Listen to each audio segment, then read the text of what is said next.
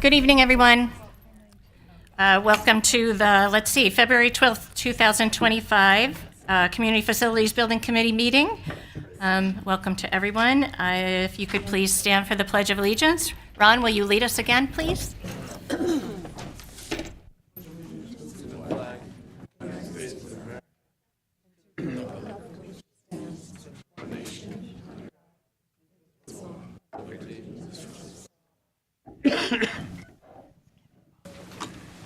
Thank you. I'm going to do the roll call.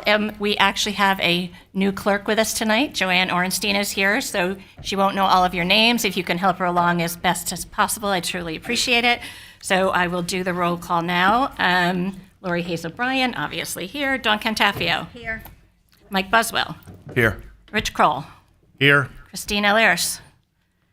Here. Dean Fabrizio. Here. Ron Feligno. Dave Galla. Here. Tony Silber. Kelly Malazzi is by telephone. Hi, Kel. And Matt Sather will not be able to join us tonight. Okay. That's going to move us on to public comment. I am going to do a quick little spiel about public comment, as I kind of always do. I'm going to remind the public that we are going to try to keep to between 2 and 3 minutes and keep it under 15 to 20 minutes. I don't know when this weather's rolling in, but we'll try to move this meeting along as best as possible. So we're going to probably try to cut it off by about 7:20 if possible. I'm also going to read the last sentence of these standards regarding public comment that I always feel like I have to reiterate. That we will not permit any expression of personal complaints or defamatory comments about any members, nor against any person connected with the Town of Trumbull or any other individual firm or corporation. I just want to make kind of a general statement. I wrote some notes down because I want to make sure I get this right. But, you know, I feel like I read this all the time, and I want to first say to thank you to the members of the public who are taking the time to come out, who have been respectful and courteous and productive in their statements. It really has shaped kind of what we've done. But I do also want to remind people that there's many professionals and volunteers who have sacrificed a great deal of time and thought to go into this project, and no one here is willing to sacrifice their integrity. So I really want people to think carefully when they're speaking, to not speak about people, but feel free to speak about the project. Again, your views are very important. We do appreciate hearing from them. I know you don't always agree with our decisions, but that, believe it or not, there's been multiple changes and choices that have been made because of what we've gotten back in public feedback, and that will continue to happen. So I just wanted to get those thoughts out while I can, and if someone would like to start public comment, please feel free to come forward, excuse me. I just ask one thing, Lori. There seems to be some echo happening from back here.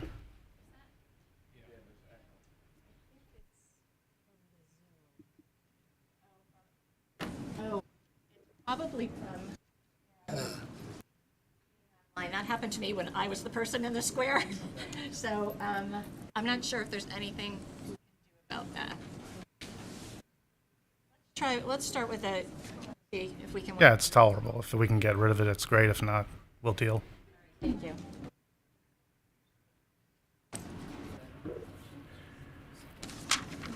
Richard White, 169 Churchill Road. In preparation for tonight's meeting, I reviewed Ty and Bond's Trumbull Community Center traffic impact study. It is very complete and well done. I also reviewed the past few years of Connecticut DOT traffic data for both the Main Street and Churchill Road intersections and the Main Street and Lake Avenue intersection, as well as the Connecticut DOT and Yukon accident databases.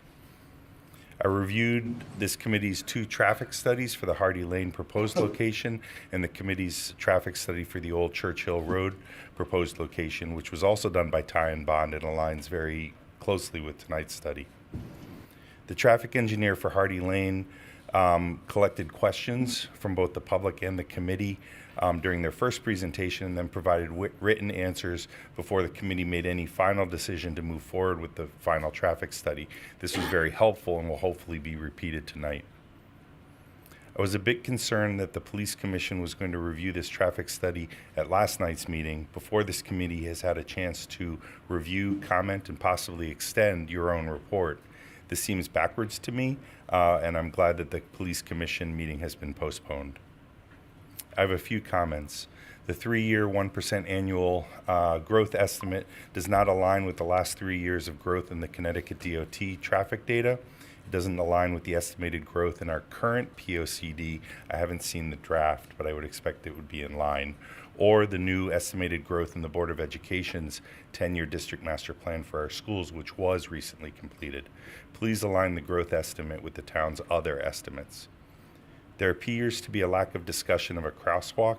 For Hardy Lane, I calculated the number of families that live across from the Hardy Lane between Middlebrook and Quality Lane. There are a similar number of families across from Grace Church. This should be a walkable destination.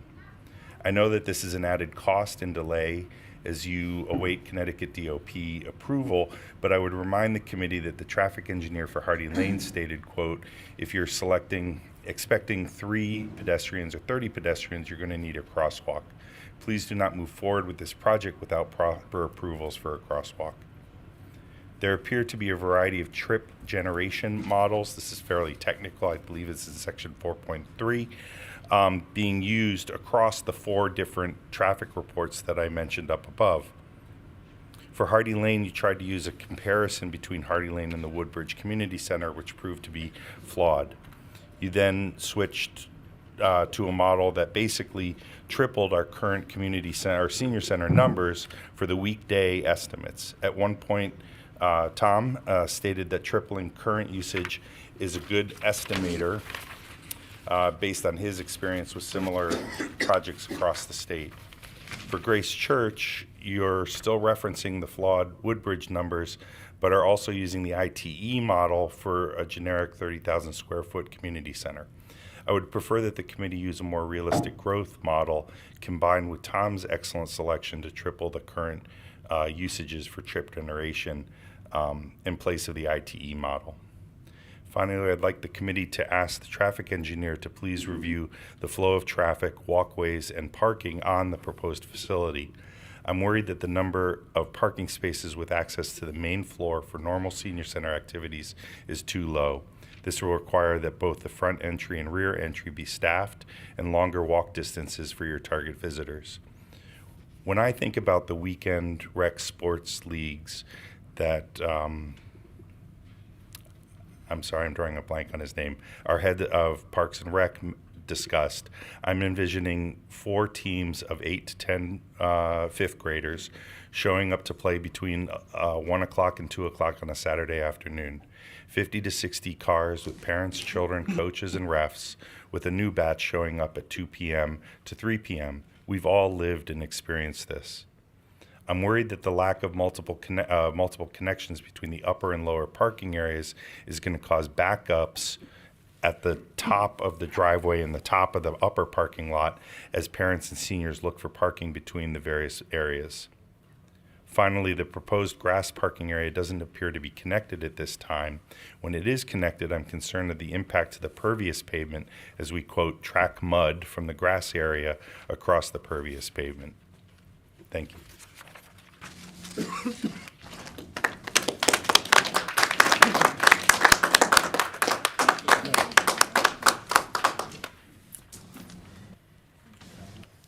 Hi, Marlene Silverstone from 3 Cherry Blossom Lane. I'm up here again just to ask some of the same questions, and I'm hoping somebody this evening can answer them. I guess one of the things is that most of us are not opposed to a senior center if modeled after the current senior center, but we want to have somebody tell us and confirm the functions and hours and days that the senior center will be on this Grace Church property. Again, the thing about the community center, we do have concerns because we do not know the functions, hours, and days of this community center. We did hear the Parks and Recreation person quote 5 p.m. to 9 p.m. Monday through Friday and throughout weekends. And that would only give us 10 p.m. to 8 a.m. for quietness for our community at Long Hill and the surrounding areas. because during the day, the senior center, I gather, would be operating. So I'm hoping somebody today also can confirm the function hours and days. Some of the plans attached to the February 12th, 25 agenda have community center as the project description. Does this mean that the full building is to be used for the community center? As far as the traffic report, I have some questions why the traffic study doesn't take into consideration Long Hill Village of 70 units and approximately 100 residents going in and out of their driveways and onto the street, and also the other abutting streets. The Branford Town Community Center and the private community center at Woodbridge were used, but they're not situated in similar areas, not in a dense residential suburban neighborhoods. Some of the site traffic level of services are D, E, and F. My understanding is, like in grade school, A is the highest, F you're failing. And if, for Long Hill Village and the surrounding streets, my concern, we're going to have Ds, Es, and Fs for the queue of cars that will be trying to get in and out. There are references to future sidewalks in the traffic report. I'd like to know where these sidewalks are located and what, if they're taking anyone's property. I also like some comments on how there's going to be mitigation of noise from traffic, from people, from any, even though there's not outside formal activities, but from people and cars, from large events. I also would like to know why the sign seems to have now only minimum setbacks from abutting properties. And another question I have is why isn't, or has there been value engineering for a senior center only, like a pre-engineered building or something of that, like that, and then having a standalone senior center, then using the funds saved to build indoor basketball courts, et cetera, where they belong?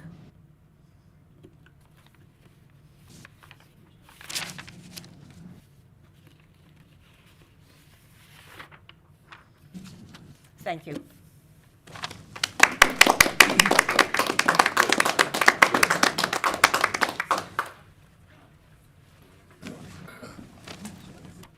Brian Walsh, 5944 Main Street. Good evening, council members. This project stands at a critical crossroads. The town council tasked you with developing a senior center with community use. We deserve a facility that truly serves our seniors. Every night I lie awake, anxious that the future of this project, and each morning my concerns return. This building is not just a project, it's part of our community, our home. I am not merely an abutter. I hold an easement for parking on this property. Yet my family has never been formally contacted with a proposal to remedy the situation. With every new design, the buffering on my property is virtually non-existent, and this facility is clearly shoehorned into a space that cannot support it. Main Street in Trumbull is a residential neighborhood, not a commercial strip, and our concerns cannot be dismissed. We are accused in the papers of spreading misinformation. Well, it's time you heard about your misinformation. I have lived adjacent to the church property since 2010. Back then, Grace Church had about 10 parishioners, dwindling down to about 4 at the time of the sale. And the only significant traffic occurred during Rosh Hashanah when a neighboring temple bussed people over. Now the senior center alone is poised to dramatically increase the usage of this property, let alone adding community use. At the December meeting, Parks and Rec Director Dimitri Paris blatantly revealed that the so-called community use is designed to extend basketball court hours until 9 p.m. on weekdays and all day on weekends. Then in a feeble attempt to counter these claims, Public Works Director Estrada insisted via a February 1st, 2025 Connecticut Post article that the recreational uses would mirror those of the current senior center on Priscilla Place, limited to yoga, games, and support groups. The gymnasium is a critical component of senior activities. Yet Mr. Paris' statement contradicts this, suggesting that the usage will be even more extensive. Who is right and what assurances do the public have to go on? This misleading narrative is unacceptable. I will demand the Town Council reevaluate the scope of this project and scale it down to a true senior center, one that meets the needs of our seniors without imposing undue burdens on our community. It is time for honest dialogue and concrete assurances that our concerns are being taken seriously. Thank you.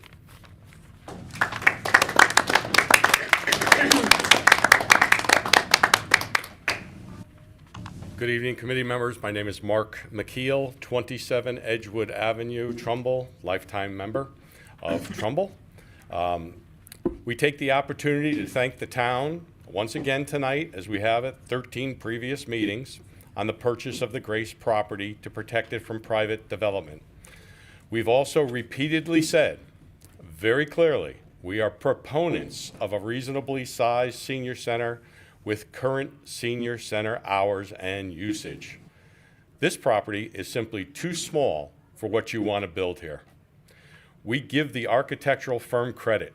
They're working hard, making the proverbial square peg fit in the round hole, and question if they truly believe that this is the best what and where site for a 30,000 square foot municipal building.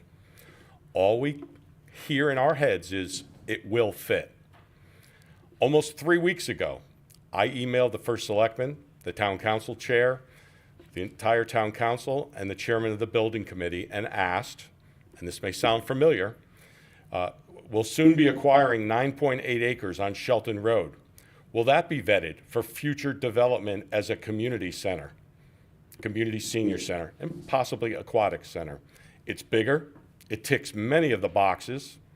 No demolition, less cost. No response from anyone. No acknowledgement, no response. It's fortunate these meetings are recorded for fact checking.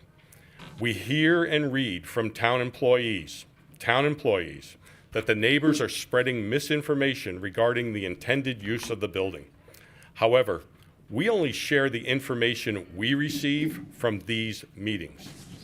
We hear and read the neighbors' concerns are taken seriously, yet we have repeatedly, for 6 months, asked to be included in working discussion sessions where we can civilly ask questions, express concerns, and get feedback with each other for more than just 2 minutes at public comment.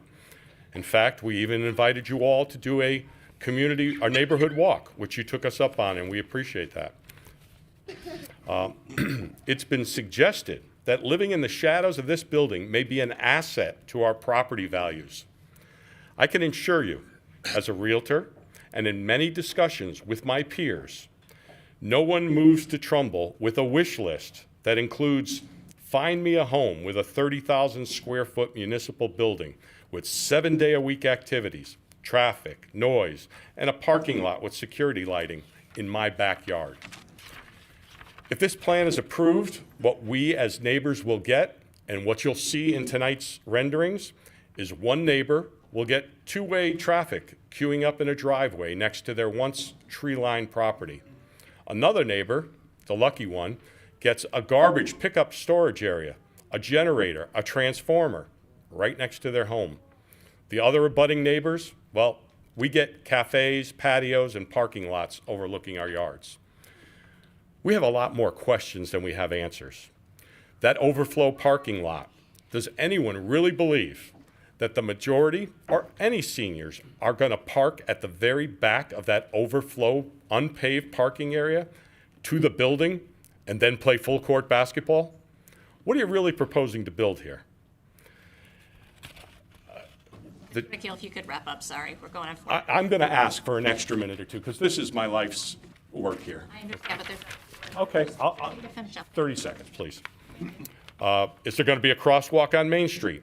The chair always starts the meeting by reminding the public to be kind. The committee should go back and watch the January 8th meeting and see who was being kind. Okay, I think you're done now. No, I'm not. No, I'm not. She has the right as chairman. to decide. When maybe someone else would want to read the rest of my. That's quite rude. That's really quite rude, and I said that's quite rude and unprofessional. Actually, what I asked people to do. To 2 or 3 minutes. I'm not at 3 minutes. I'm making a decision as chair. Thank you. Okay, thank you very much for your time. Thank you. Anyone else? Someone was coming back there, then you. Oh, come on up. I'll go back. Thanks. Sandra Fancook, 22 Edgewood Avenue.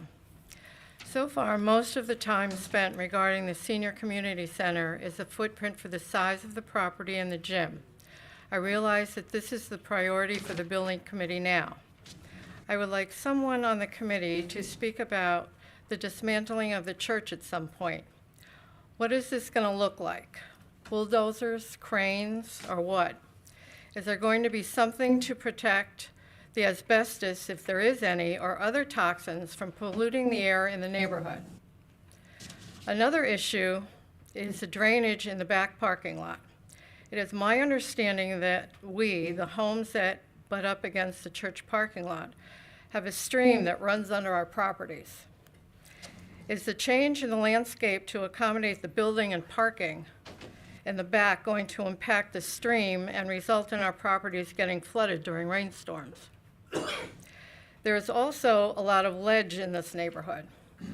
What would the plan be for removing it? Jackhammer, blasting, or some other method? Some of our homes have plaster walls in that neighborhood.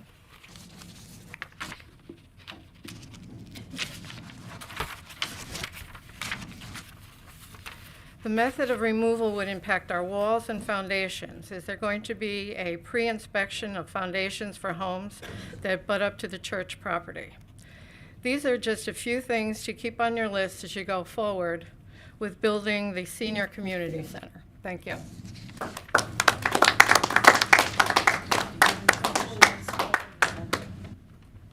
Want me to go?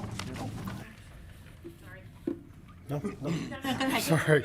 I'm happy being Hi, last. Bill Johnson, 14 Walker Road. I'm here on behalf of myself and my wife, Amanda, who could not be here tonight.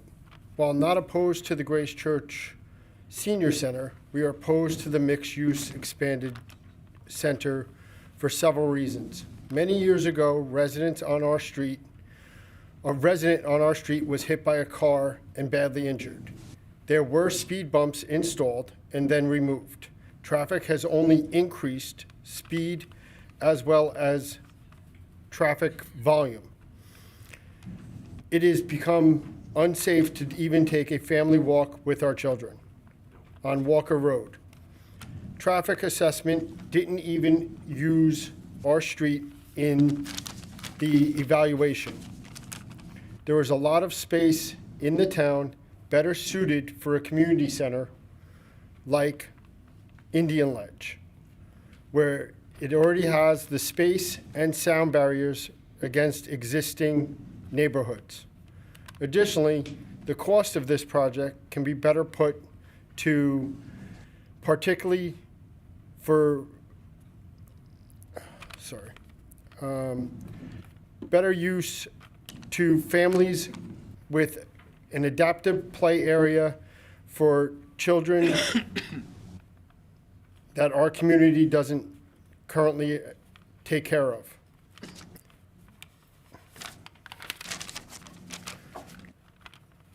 Your legacy as a community center can be creating more issues than benefits, and consider presenting the environmental money towards including a kind and compassionate community where people would be lucky to live. Thank you.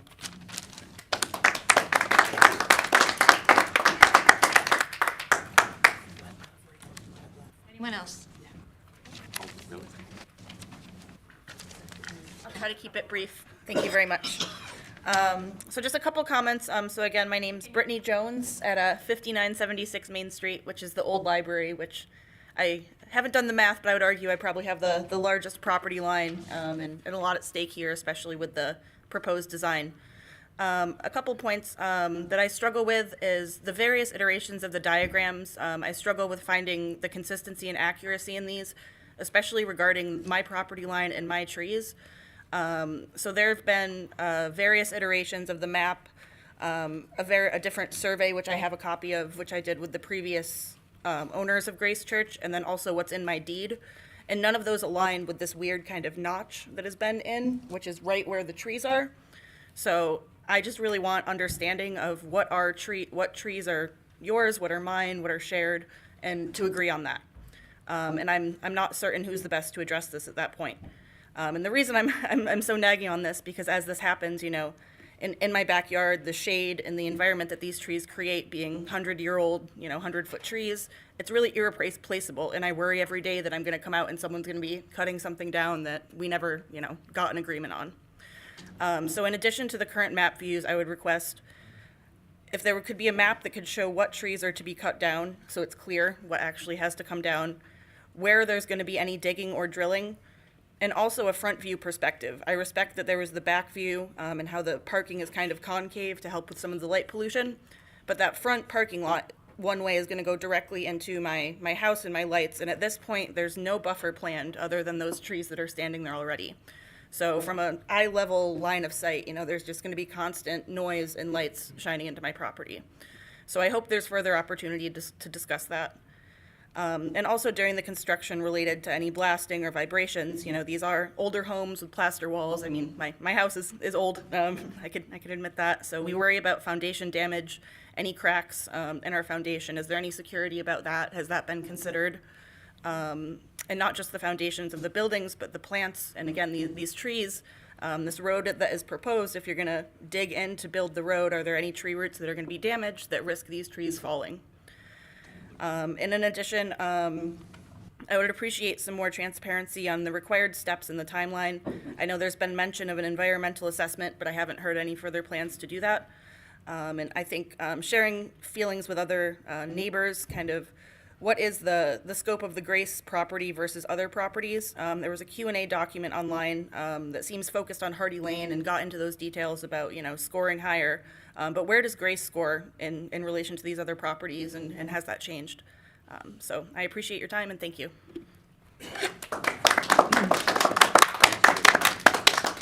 Anyone else?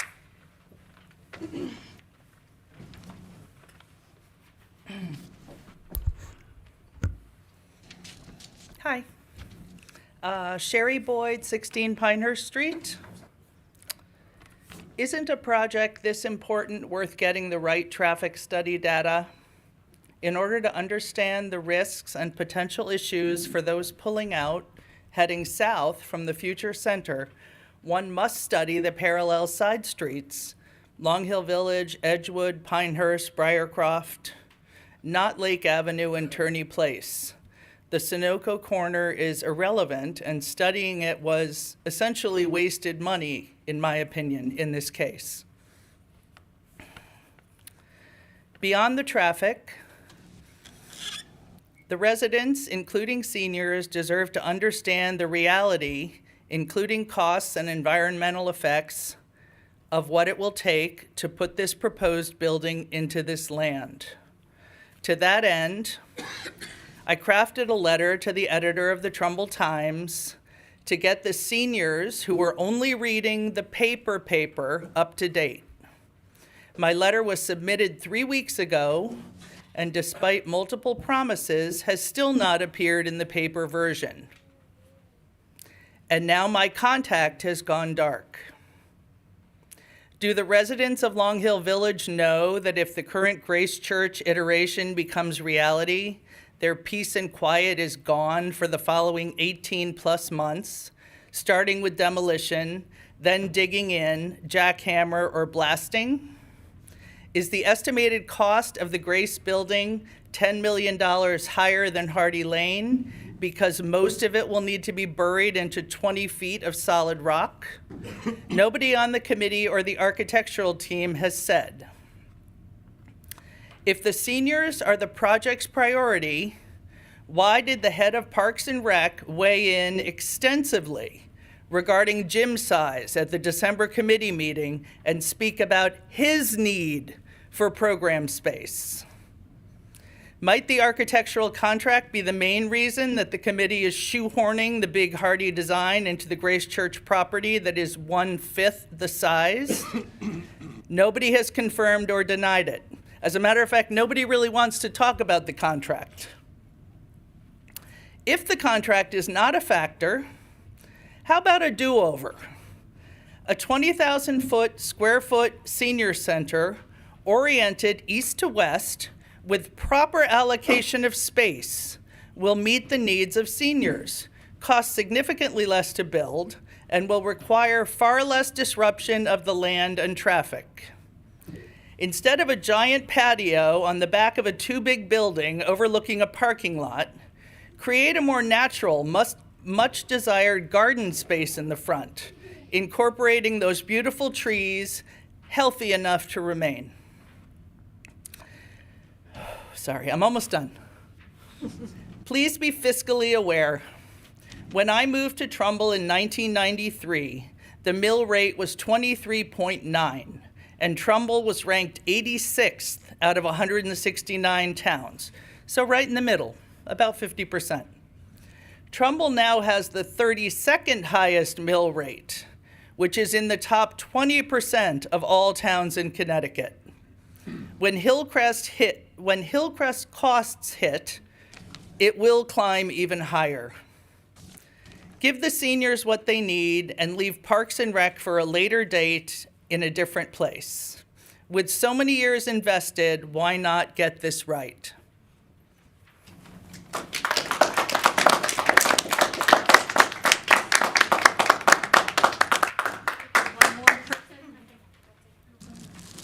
Oh, you are here. Okay. Are you, only one more person can go? Maybe sneak in two, if you could talk. I'll be very brief. Thank you. My name is Liz Jones. I live at 9 Pinehurst Street. I've been there for 25 years. My main reason for being here tonight is to talk about the traffic study. For the life of me, I don't understand why we don't do an independent traffic study, not one conducted by the town. You have to understand that people are going to be skeptical about a study that's been conducted by the town. I just also want to point out that if has anyone done a study of accidents that have happened along Main Street heading north towards Monroe? Because I can tell you that I've been T-boned coming out of Pinehurst Street. I can also tell you that Marsha Bakutsi, who lives at the end of my street, was also T-boned coming out of Pinehurst Street. So, has anyone looked into this? Do we have data on that? The traffic report is going to be talked about, but it is an independent study. It was not done by the town. I'll answer you that, and the traffic report will answer some of your other. Does it investigate accidents that have happened along the Main Street corridor? I'll answer your questions during. Okay, thank you.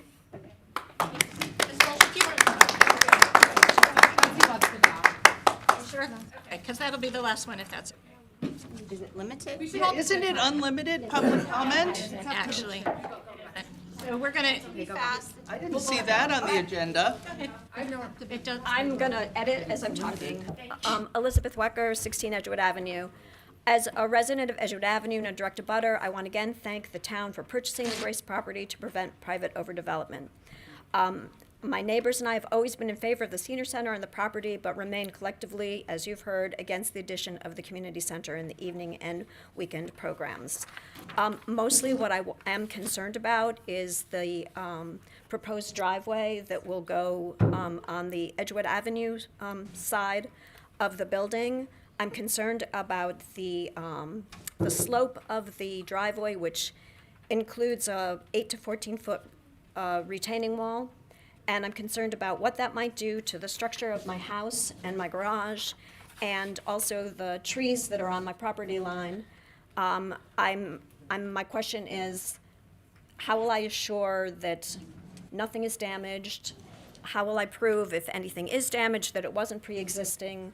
I have concerns about that, and as well as everyone on our street has like 100-year-old silver maples that are all on the property line, and with the addition of this retaining wall, I'm very concerned about what will happen to our trees. And thank you for your time.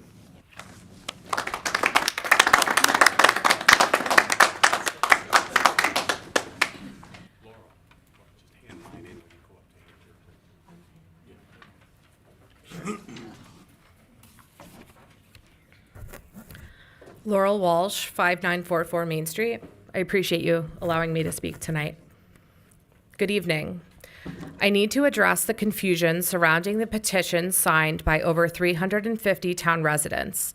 This petition was formally presented to the town council, the very governing body of Trumbull, in this committee, and has been entered into the official minutes for public review. We stand behind the petition and believe it is factual, credible information.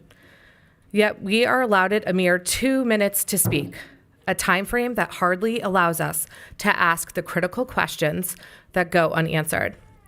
If you truly want your narrative to be heard by your neighbors, I suggest you engage with us directly instead of relying on this outdated system. Stop deluding yourselves into believing you are collaborating with the neighborhood. Organizing a meeting with Long Hill Village only to have it rescheduled due to weather is blatantly unfair.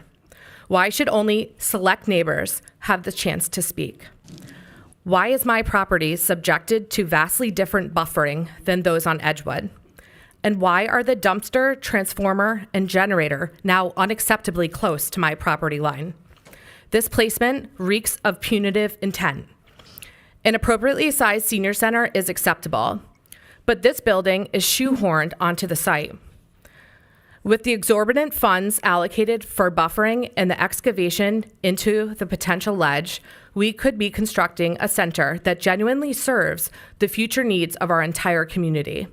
Spending $30 million on a building that falls short of non-intrusive community use is nothing short of fiscally reckless. It is absurd that a town our size still lacks a functional indoor swimming pool, an amenity as vital to our swim teams and citizens as a new building is to our seniors. Another pressing concern is that the sidewalks planned in front of the church property will be extended to the town hall. Will this create a scenario similar to Whitney Avenue, where property is seized for sidewalk construction through eminent domain? Consider the words of the Town of Trumbull attorney, Daniel Shopik, who was quoted in the July 2024 Connecticut Post. There's absolutely no contemplation, I quote, of taking anybody's property in addition to this Grace Church property. It's not in anybody's plan, end quote. When sidewalks are needed, my land is now the town's land, and I am left to maintain that sidewalk. Throughout this process, my fears have been dismissed by the committee and town officials. Even as new iteration of these plans, those fears an alarming reality. I implore you to engage in genuine dialogue with us and find a way to address and mitigate our concerns effectively. The era of blind faith in our elected officials is long past. We demand transparency, accountability, and a real partnership in shaping our community's future. Thank you.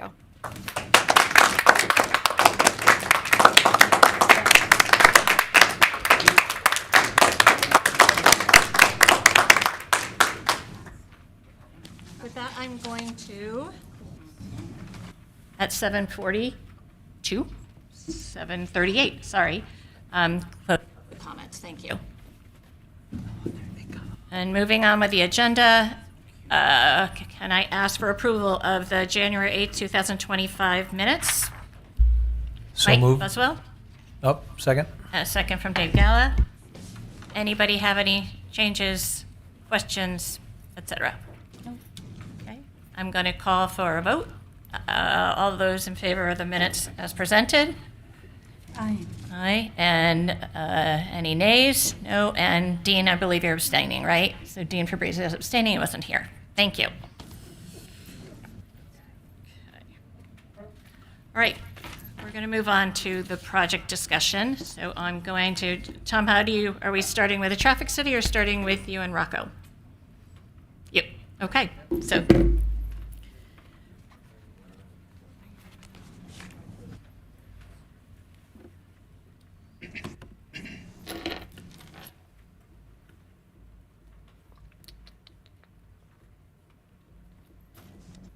Where is the presentation tab?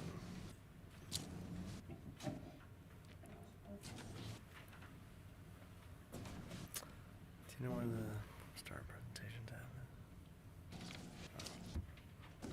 Got it. Awesome.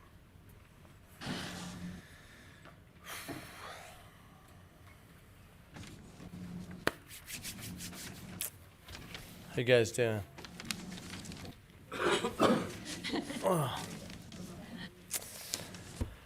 Good evening, thank you. Tom Arcuri, QA&M Architecture, 195 Scott Swamp Road, Farmington, Connecticut. Thanks for having us back.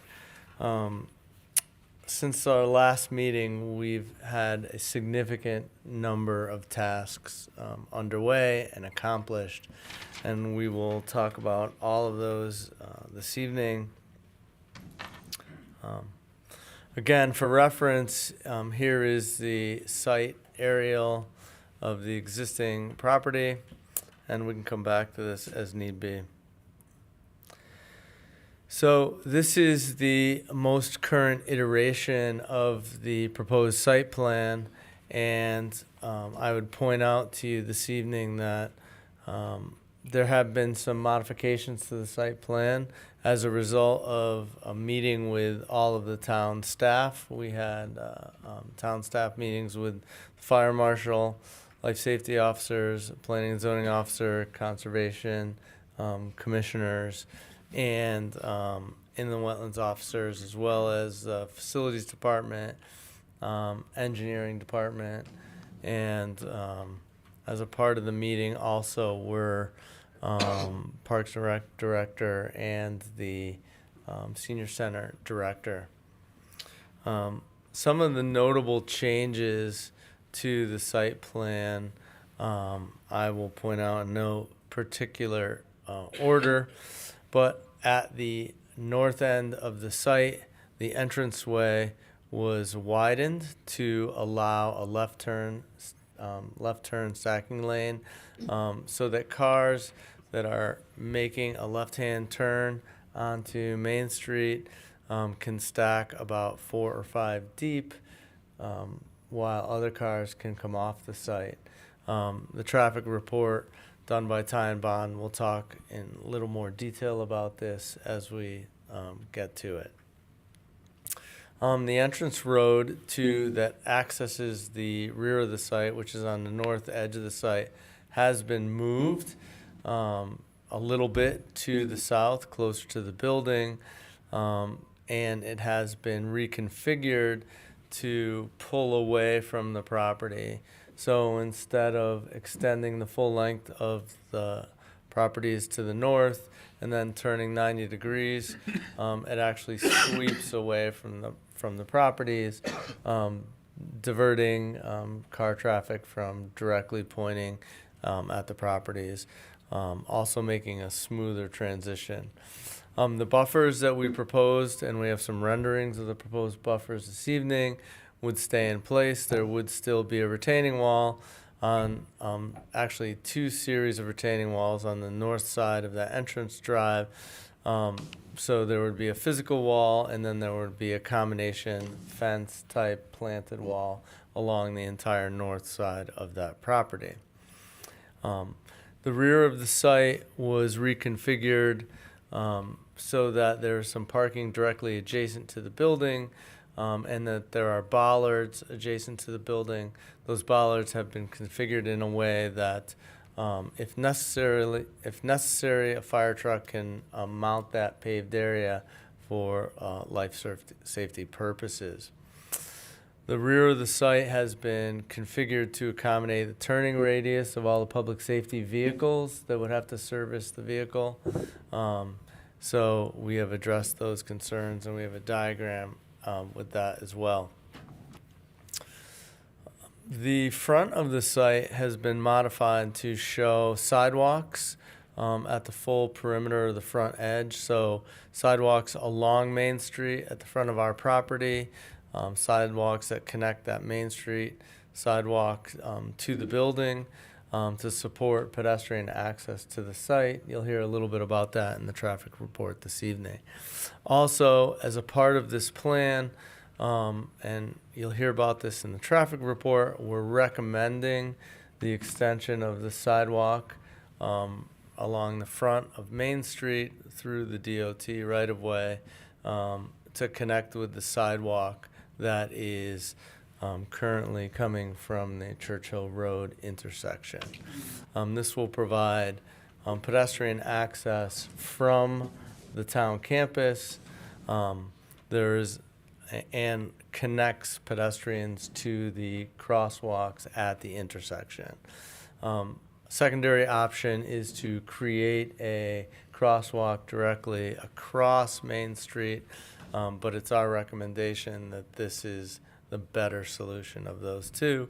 Would provide pedestrian access to the facility as well as interconnectivity between the town campus and this facility. Excuse me, could you blow up to full format size? Blow the important part up to full. I can provide this to you after my presentation. No, I want everyone, including the town council, to see it. It won't, I don't think it pulls up any further than. I'm going to make my presentation. This will be submitted to the town, and I'm not against looking at it in greater detail. I just want to go through my presentation, and we can come back if you have any questions. The configuration of the site remains as it was, with the drop-off lane at the front of the site, and then parking at the rear of the site. The parking configuration has modified minimally. There are 113 paved spaces on the site, and then 48 overflow spaces on the site. There were some good comments from the public this evening about the particular details interconnecting the overflow parking and the paved parking area. Those are details that would be worked out in the construction document phase, but legitimate. We are proposing you'll see on the south of the site, in the southeast corner, we are proposing a stair so that you could traverse the perimeter of the building from a pedestrian path. And then in the very southeast corner of the site, it was recommended that we create green space senior garden there. And that is something that's in development. The retaining wall, if you look at the north entrance drive, the retaining wall that goes between the arts and crafts patio space and the entrance drive was reconfigured to align with the entrance drive to allow for snow storage and maintenance, so that all of that, in the case of snow or inclement weather, all that material can be pushed to the south side of the drive. And I believe that sums up most of the changes. We had a very positive meeting with town staff, and generally the plan was considered very positive. This is just a diagram. This shows the auto turn calculation that the public safety fire department asked for, fire marshal asked for, showing how the public safety apparatus would be able to make full circumvention of the site. This is just a modification of the proposed utilities for the site and how they would access. Again, this is a concept. It is just a proposed configuration of the site. It was mentioned in public comment this evening that the generator is now located on the south side of the site of the building, and electrical service would be brought in on that side of the site. Again, this is our conceptual plan. Those things can be, considered for alternate locations, but that's where it's shown right now. Town took no exception to that. And then this is an updated configuration of the site plantings, showing where the retaining walls are, the trees, where grasses and buffer would be.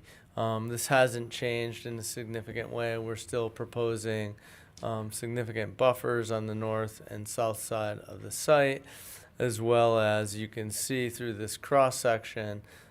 Just remember that the parking area sits down below the adjacent neighboring properties. We created this image just to show juxtaposition of the new proposed development, how it sits on the site. And you can see that you can see where all the neighboring houses are, the roadways, and the access points. This is now in your package. And then, I wish this was a little brighter, but here you can see the proposed buffering plan at the top and at the bottom. These are images of the northern buffer. You can see there's a lower retaining wall.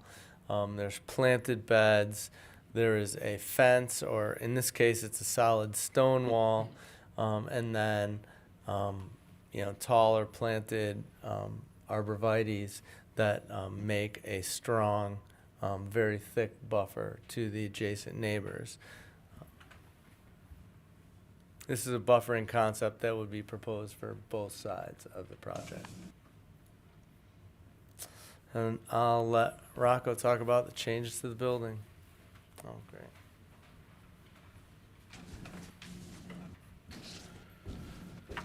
Hello, Rocco Petito, project architect, QA&M Architecture, and 195 Scott Swamp Road in Farmington. So as Tom mentioned before, we had some good meetings with the town staff, in particular Michelle from the Senior Center, to kind of talk about refining some of the interior spaces, some of the ways, get an understanding of how they're going to use the space and how they're going to use their, how they're really going to kind of work around the building. So the major significant changes that we can talk about, let's see, do we have, it doesn't show my mouse. If you look to the upper right, you can see we reconfigured the office to address her needs of 2 individual office spaces for the admin, which would be her and one of the people that work for her, and then also office space that's in the admin area to greet people as they walk in. So we've accounted for that. Again, further to the right, in the kind of little corner, we have the human services area. So they have 3 individual offices, they have a waiting area, and then both these spaces have access to like an admin conference room space up in the upper right-hand corner. We also have reserved kind of a conference room area that could also be converted to offices in the future. As you work down the plan, kind of next to the purple games room area, but that could be used for anybody in the facility at this point. The games room, as we move on to the upper, going to the left of the plan, the purple area, that's the lounge, sorry. As you walk in the door, so that's an area for soft seating, for people to queue, whether it's they're waiting for the bus or waiting for a ride to get picked up on that side of the building. They'll be able to see the drive outside there. And then as we move along again to the left, we have the classroom area that can be divisible by 2, so you could actually have 2 activities going on in that space at one time. And then instead of having the office accessible in the kitchen, they decided that they'd rather have an office that was usable, or another conference space that would be usable by other people. They didn't feel they needed an office in the kitchen area itself. So we just essentially just moved the door to the corridor side. That's that kind of gray area on top of the green. And then again, we have another office or conference area that can be used. She was thinking more or less that would be used at some point by the health administrator or whatever. I'm not sure what the title that she had was, but that space would be flexible enough to where it could be used for her needs. And then again, we come down to the large multi-purpose room that we can divide up into 3 spaces.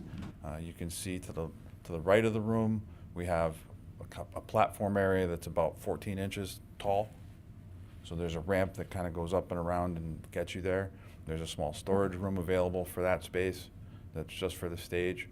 And then we have allotted spaces for where they would have AV equipment, anything that would be used for a performance that would be readily accessible by anybody who wanted to use it. And then as we come around to the back side of the lobby, we have kind of this grand space to be able to use for queuing, not only into the multi-purpose room if there were to be an event, but also to act as kind of a cafe and have an overlook off into the Pequannock Valley. And as we get to the lower area,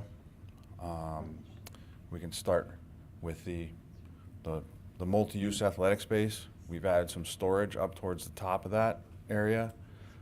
We've also kind of moved the stair a little bit, and that just related more to the outside of the building, to kind of put that stair kind of in the middle of the elevation, which you'll see in a minute. We've created some kind of queuing cubby space in front of the fitness room, which is that darker blue area that's there. That's to allow, maybe people can put their bags down, people can change their shoes without being out on the athletic floor itself. We've also converted, if you see the lighter pink office that's there, that was a request from Parks and Rec, so they have observation of the gym space and access to who's using it. So Michelle has in the pantry now, there's a small kind of checkout office that's in the lower right corner, and then 2 office spaces and a storage space that are accessed just by the pantry area itself. And then as we get out into the kind of major lobby, we have a storage area that kind of got put underneath that grand stair. So they'll have that for Parks and Rec storage, essentially, is what we were thinking and what we were talking about. And then you have the bigger art space. So that lobby area there, the intent is that there would probably be a desk there for Parks and Rec, so they're able to monitor the people coming in the lower level. Or it could be used by Michelle's staff to monitor the people coming in the lower level. But that also could be moved so that you could use that for some sort of, maybe an art exhibition or some other thing, some other activity for the seniors. Starting to look at, we've been making changes to the exterior of the building. Well, I should talk about this too. So one thing we've kind of created that doesn't show up in a plan, the upper half of the pantry area, we're going to put, the idea is to put a mechanical mezzanine there. So that would be where we'd have an air handler, and other mechanical equipment that could feed both sides of the building. And it's really just for equipment. So there's no real access to for anybody to get there other than servicing the equipment. And then we've also created this well in the top of the building to put rooftop equipment as well. So we've kept the height of the sloped roofs has actually dropped a little bit, by like a foot or so. But then we've created this well in there to where we can hide the rooftop equipment, and it won't be visible from the street, from the parking lot. It definitely won't be visible from the back. And you may notice the canopy isn't there. I just kind of left it off so you can kind of see what the elevation of the building is without it. And this is a view from the back. Hasn't changed much. We're tweaking roofs, we're tweaking walls, we're kind of manipulating the building to get it to where we want. This is all part of the process. We do kind of run around. We go inside, we go outside, we move windows, doors. There's a view again into the rear courtyard.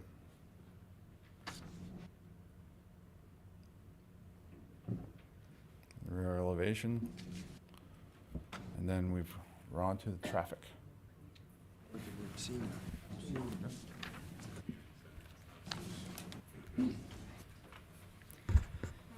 Thank you to the Commission and the public for your time tonight. My name is Thomas Wamser. I'm a professional engineer, a professional traffic operations engineer, and a road safety professional, level 2 infrastructure. I work at Ty & Bond nearby in Shelton. We have an on-call contract with the town of Trumbull. We do a lot of work here in town. I'm the traffic engineer on this project, so I'm going to go through my presentation and happy to go through questions at the end of it as well. So first, I'll start off with an aerial image of the study area that we analyzed. So north is oriented to the left on the screen here, and you can see our site shown in the red polygon just right of center on the screen. That's the property line approximately drawn onto the sheet there. And then you can see that we're located on Route 111, state maintained, Main Street here in town. And then off to the right, you can see right next to where we are in this building, an orange circle around the intersection of Route 111 with Route 127. And off to the left, another circle around the intersection of Lake Avenue and Turney Place. Also on our site, a little bit hard to see, but there's two thick red lines that delineate where the proposed site driveways are located. So those 4 locations constitute the study area that we analyzed for this traffic assessment. And to speak to that a bit, because I know there was comment about the study area, when we do these analyses, we're looking at the locations that we're having an impact. So the study has to have a limit on one end and another to kind of confine what you're looking at. And then we did assess the driveway, which is an unsignalized operation, which has a lot more traffic generated on it than the side roads that intersect Route 111. So that sort of serves as a bar to assess how the impact might be on any of the other side roads, which we're not generating traffic on those side roads. We're generating some through traffic on Route 111, but I just wanted to explain how we pick a study area when we're doing one of these assessments. So zooming into the site itself now, this is the site plan again. Just speaking to some traffic items here, you can see the building in the darker gray color. We have the existing south driveway on the bottom left there in the same location. And to orient you, north is now up on this page.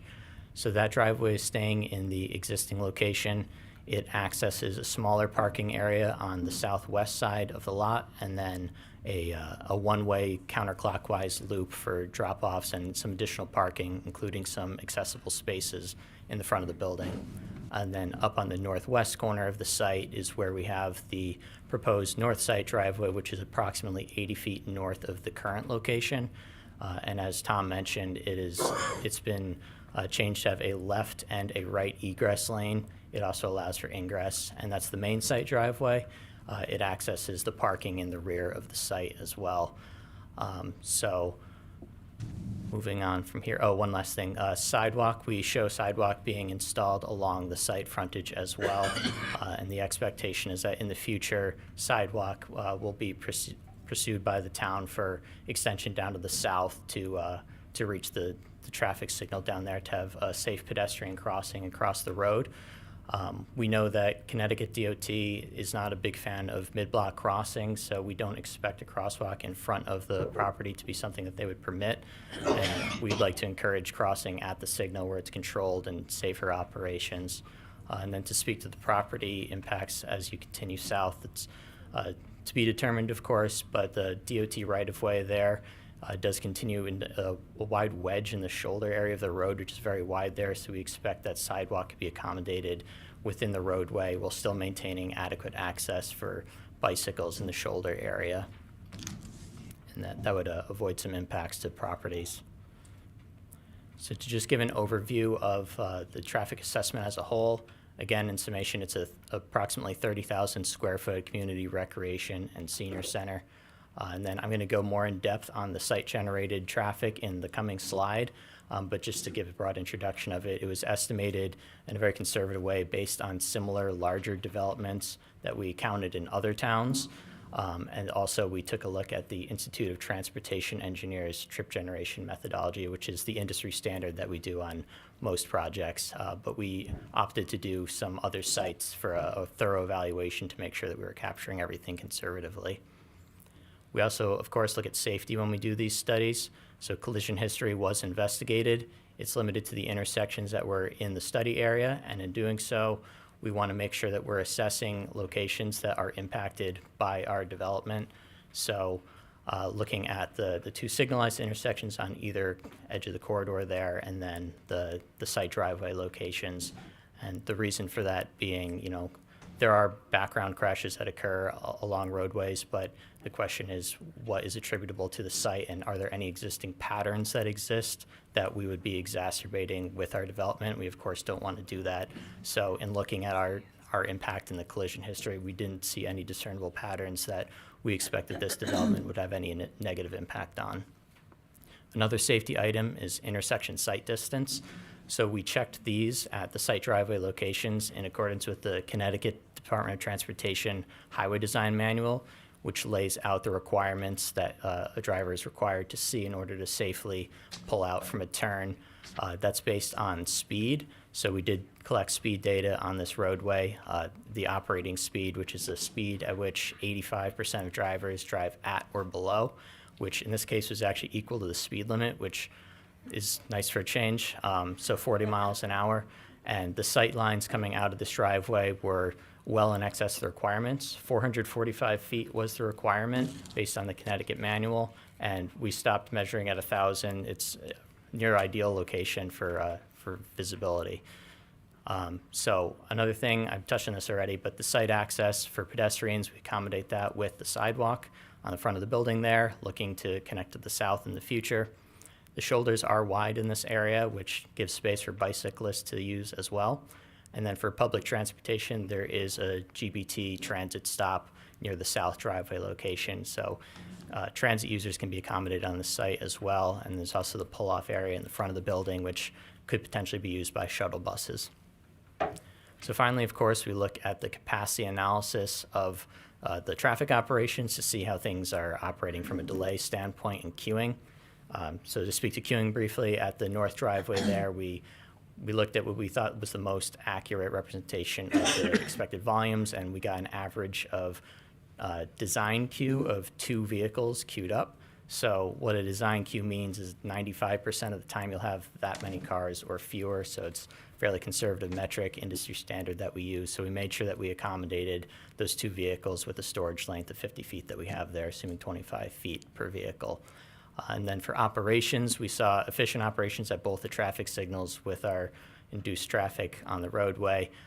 And then at the site driveways, we saw delays that were typical of an unsignalized operation on a state arterial roadway, nothing that jumped out at us as being atypical. And in providing that left and right egress lane, and of course 2 driveways as well, we're able to spread out the operations and achieve really the best possible that we can given the layout of the site. So here is a more in-depth dive into the site-generated traffic. So up at the top, you can see the Comstock Community Center in Wilton, which we counted. We ultimately did not pursue that one just based on the use of the site. It wasn't deemed appropriate, but for transparency, those are the numbers that we collected at that location. Next below that is the Institute of Transportation Engineers methodology assessment, which generally is what we would use for all of our traffic studies. It's tried and true industry standard, and that generates the trips that you can see there, which is lower than the 2 below it. But again, to be conservative, we wanted to make sure that we were really capturing everything here. So in moving down, scenario 1 there is for Joseph Trapasso Community House in Branford. That's a nearly 43,000 square foot development, so a good amount larger than our 30,000. And then below that is the Jewish Community Center of Greater New Haven in Woodbridge, which is over 118,000, much larger, scenario 2. So we did analyze the scenario 1 and 2 volumes just to, again, be conservative. Those are really upper bounds on what our site could ever possibly generate, just given, if you look at the total numbers there and compare it to the parking spaces that we're providing. You know, if we can show analyses that are acceptable for those developments, we believe that with a conservative approach that the lower generation in reality is certainly something that could be acceptable. And with that, that concludes the traffic portion. I think we can go to questions for any of us. Great. I'll just add a couple last comments, Tom Arcari. So we chose to look at the Branford facility because the Branford facility is almost identical to this facility from a programming standpoint. It's a 2-story facility with recreation use on one level and senior center on the other level. It is a little bit bigger, but programmatically it has essentially the same program. It is in the heart of a residential neighborhood, very similar to what is happening here. It's within direct walking distance to the town campus, town hall, and there is a park space adjacent as well. It's a very good comparable assessment to use in evaluating this facility and what the demands might be So that's why we chose this particular facility. I just wanted to sum up and say there were some comments about fiscal responsibility to the project.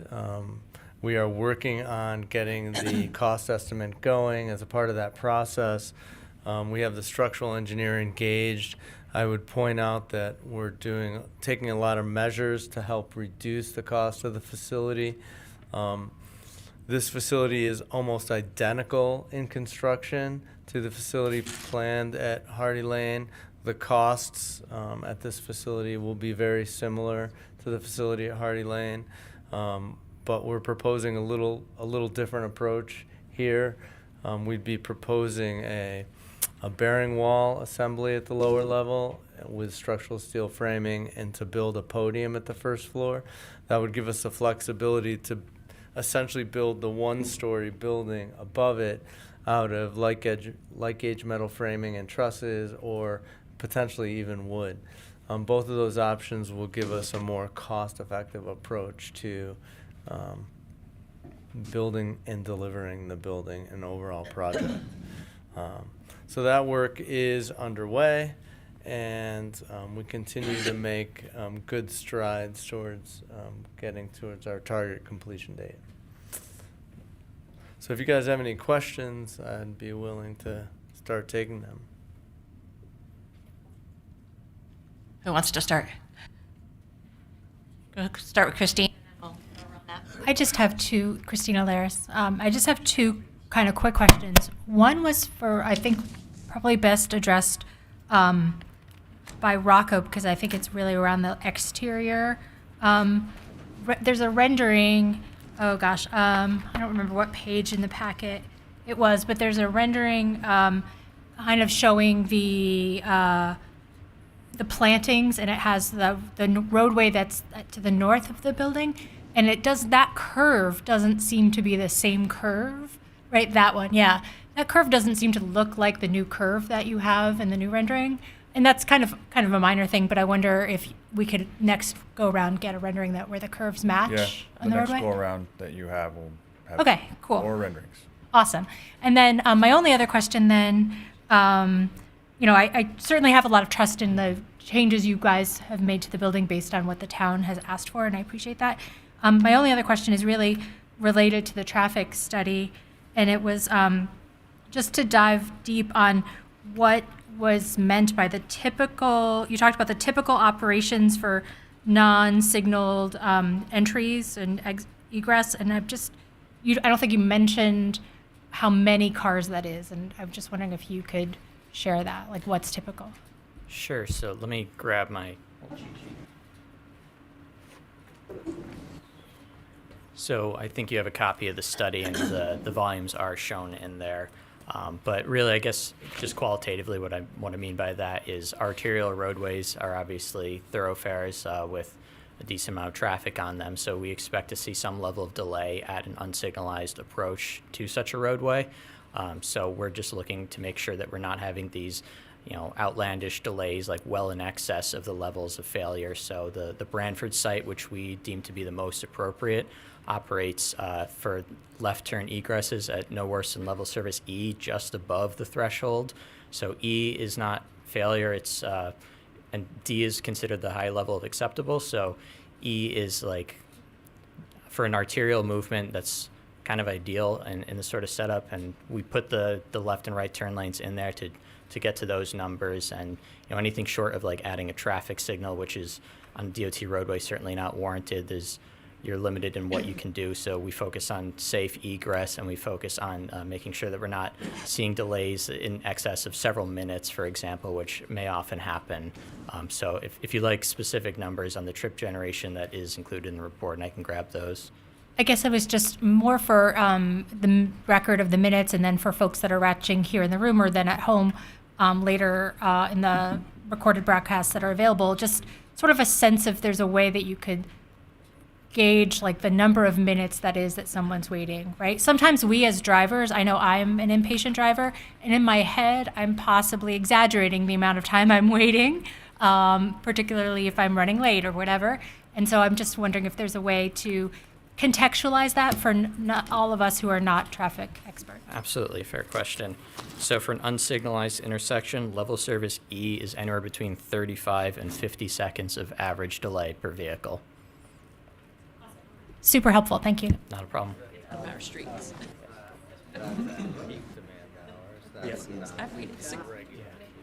That's a fair point.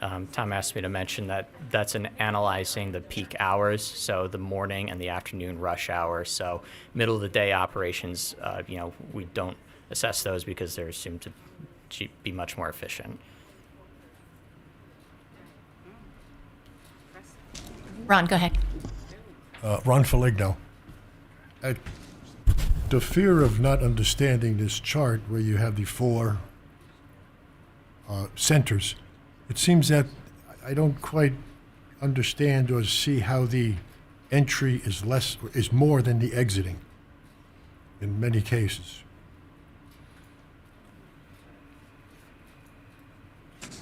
I'm sorry, could you repeat the question? Yeah, I'm looking at that chart, and for the sake of argument, at the top, with Comstock, we have 25 entries and 6 exits, and I know that some of the people that came in the morning will leave in the afternoon, but it still doesn't wash as far as the entrance and the exits is, does it? Yeah, so the morning and the afternoon, again, is confined to that peak hour period, so it doesn't capture the movements throughout an entire course of the day. We're just focused on the critical periods when we do this analysis. So, of course, it evens out if you look at the entire 24-hour period, but people have various reasons for coming and going at different times.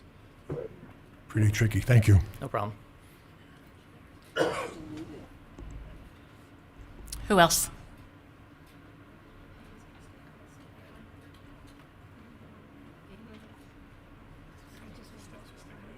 Anybody? Yep. So for Tom, I guess. So I do like to see that there's no 90-degree turn anymore. That didn't seem like the safest setup. You said you were adding stairs to allow walking from back to front. So is that on the north side of the building? That is on the South side. that is on South the side? south side of the building, and you can see in this diagram there's a stairwell against the building in the bottom right corner. It's for convenience, pedestrian convenience and maintenance service. Okay. I can't really see it, but Yeah. oh, okay. Yeah. All right.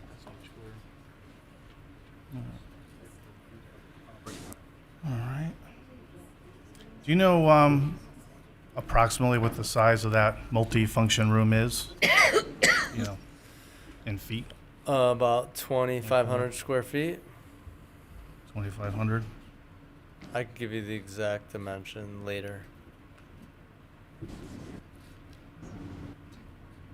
And the recommendation is right now we'd build a sidewalk in the front of this building with the potential to connect it to the town hall, I guess. That's correct.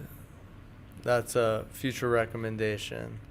And, in fairness, we think that is something that should be considered. It provides pedestrian connectivity, all the way from Churchill Road and the town campus to this site. If you drive out there now, from Churchill Road, there is a sidewalk that extends to the north, and then it's interrupted by the Long Hill Road property and a couple residences. All right. And for Lori, so the resolution we're working under, right, is to build a community center and senior center.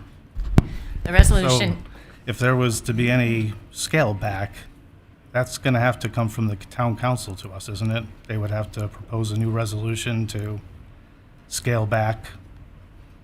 Yes. Scale back the scope of the diagram or the scope of the project.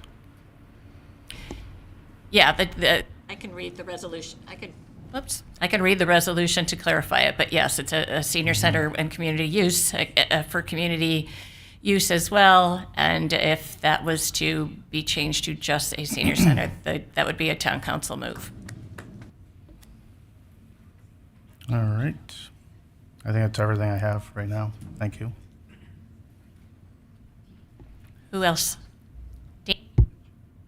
Tom, I don't know if you can get to the slide. You have the southeast aerial view. Yep.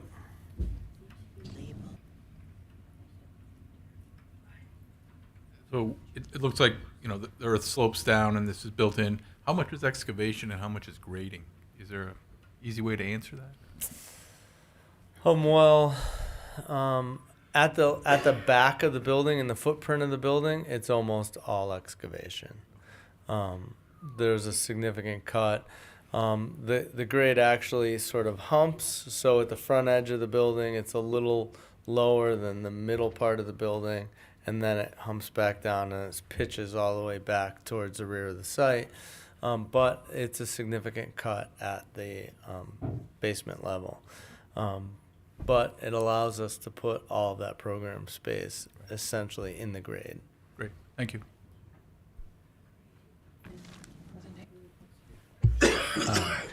Rocco talked a little bit about the cutout in the roof, and I see that in this image here.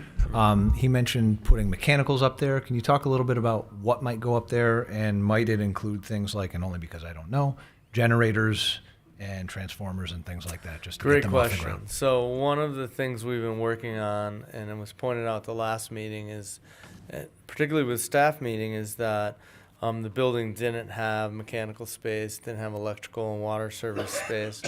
And keep in mind that the real goal, the exercise of this, is to demonstrate the viability of the facility here at this site. So we've been working on now an infrastructure concept, and that's mechanical, electrical systems. In the floor, I'll just step back for a second. So in the floor plans, for instance, at this point, we're showing electrical and fire service in the left-hand sides of the building. Those services would come into the building in what is the southwest corner of the site, so that we have spaces allocated for that. We can provide those services. But one of the biggest issues is providing heating and cooling for the building. So, and how do we locate those units in such a way that it's not detrimental, really to the neighbors, to the neighborhood? So the biggest challenge is provision of an air handling unit that supports the recreation space and the arts and crafts space, because you have to provide a significant amount of fresh air for that space. And it's a pretty big unit, has a condenser. We believe that a better solution for this unit would be to put it in the building. So we're proposing to build a small mezzanine space, essentially right in the center of the plan. It would be about 10 feet above grade, and there's enough clearance so that unit could be put in that space, and it would feed the building. That's how we would support heating and cooling and fresh air for the lower level of the building. But the upper floor of the building has different needs. Most of the senior centers we're serving right now, we're doing it with VRF type units. Those are roof mounted heat pump type units, and they provide heating and cooling to a series of smaller spaces. Those would sit on the roof. It's really an ideal place to put them, and by creating this sort of well-type structure, we can hide them from the neighbors and from the overall community. So there would be a series of units on the roof, 3 or 4 units, as well as a fresh air DOAS unit, which would, take outdoor air, bring it into the building, preheat it, bring it into the building, and then exhaust air at that level. And that's, diagrammatically what you're seeing in that sort of recessed center area in the roof. Does the recess area take anything away from the height of the inside? No, actually, the eave height of the building is 14 feet. We have the ability in the sort of center lobby spaces to have some higher areas, and at the perimeter spaces, we can have higher areas. But we're also trying to take a fiscally responsible approach to the construction of this. So we anticipate building like a 3 or 4 foot truss plenum. So basically across the whole area. So there'll be about 14 feet clear to the underside of the structure all throughout the whole building. And that'll give us room to move the ceilings up and down. So in the multifunction room, we could probably have like a 12-foot high ceiling, but in other spaces like offices, we'll have a 10-foot high ceiling. It really gives us a lot of flexibility, and it creates a construction method that is pretty straightforward and cost effective.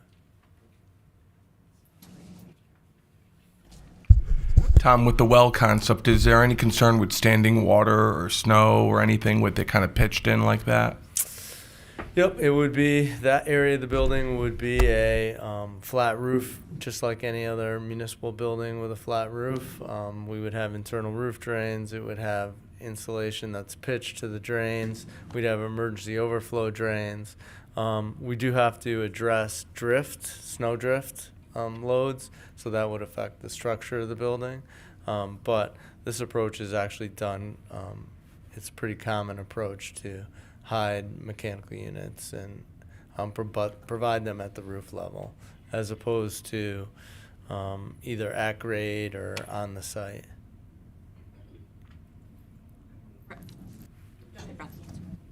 This is Ron Feligno.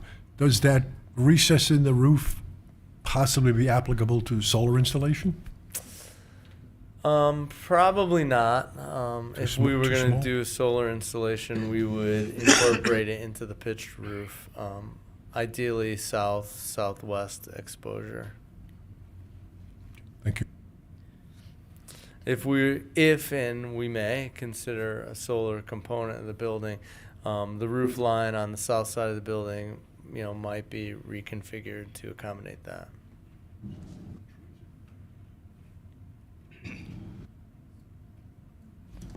Tony, did you have? Thank you, Tony Silber. Lori, I don't remember this specifically, but did Dimitri ever say there were going to be waves of fifth graders coming in to play basketball? Because I don't remember that. He did not say that. Just for the record, he did not say that. And even if he did, the town council could regulate that, could it not? Yes. Thank you. The town council and the town. We can talk a little bit more about, we've talked a lot about building size, but I think really the concern is building use, right? So I think there'll be more discussion about that. But let me finish. I know Rich had a question. Yeah, so there was some concern raised about the location of the generator and the garbage facilities, I guess. Is there specific reasons why they're located where they are? Could they be located elsewhere? Yep. So that's a good question. Right now, they are located on the south side of the site. That's a very good location for the dumpster. Obviously, the dumpster would be screened, but it puts it directly adjacent to the kitchen and the multifunction room, which is really at the end of the main level corridor. It's an ideal spot for it. Buffering would, have to be considered and designed specifically for that amenity. It also allows trucks to pull onto the site, get access to it easier. The dumpster could be located in an alternate location. It could be at the back of the site. There's no reason it can't be at the back of the site. We've just put it here in this iteration. We've also located the transformer and the potential generator at this side of the site. Transformer might actually end up in the front yard. Eversource kind of tells us where they want to put that. So the electrical service could ultimately come in a different spot. We try to keep the generator as close to the electrical service inlet point as possible, just for common sense and cost-effective reasons. But again, the generator can be located really anywhere on the site or in the building if we wanted to do that. It could be located on the roof as well, but generator is super heavy. Usually it's better put on a pad if possible. And how often does the generator run? Outside of when it's needed, right? But those things run on a weekly basis or Typical something? generator cycle on a weekly basis. That time frame is programmed. I can't, I think it varies, but it usually cycles once a week for 20 minutes or something like that. Okay. During the day? You can program it to happen whenever, but usually it's during the day when, Mm-hmm. not at night. Right. Has there been enough information found out yet about the site to know if there's going to need to be blasting or anything? So that's a good question. There was comments from the public this evening about that. We still have to do our geotechnical testing in the area. There are existing buildings on the site, so we'll pick and choose where we're able to do the geotechnical test. We anticipate excavation area. It's likely we'll encounter rock. We would incorporate those costs into the project, but without doing the testing, there's no way to really sort of know exactly how much it is and what type of rock it is. Is it frangible or is it pure ledge?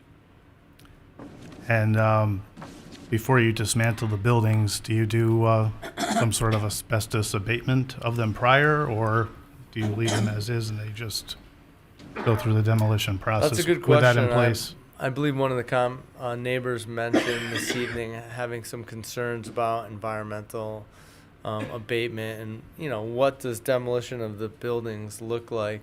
Typically, when you demolish buildings of this nature, there is a full environmental remediation project that happens first. So they'll encapsulate the buildings, they'll remove any materials that have hazardous components as a part of them, i.e. asbestos, lead paint. That all gets removed while the building's encapsulated and under positive ventilation requirements. Once all the materials are removed from the building, then the buildings would be taken down. These are relatively low buildings. They probably would be taken down with an excavator and a dump truck. So, the demo process wouldn't be, let's say, a large crane and a wrecking ball. That is, that's for very, very large site projects. This literally would be just a big, ditch digger, excavator type equipment. Right. I think someone mentioned an underground river. Is that something that's we've heard of before? Or None of the data we have indicates an underground river on our property. There is wetlands at the back of the site, a small finger of wetlands at the back of the site. Keep in mind that our property is down gradient of the other properties. So, number one, by regulation, we can't put any stormwater onto their property, on neighbor's property. Technically, the neighbors can't put stormwater onto our property, but because we're down gradient, our system would probably receive stormwater from their property and would have to treat it and remove it.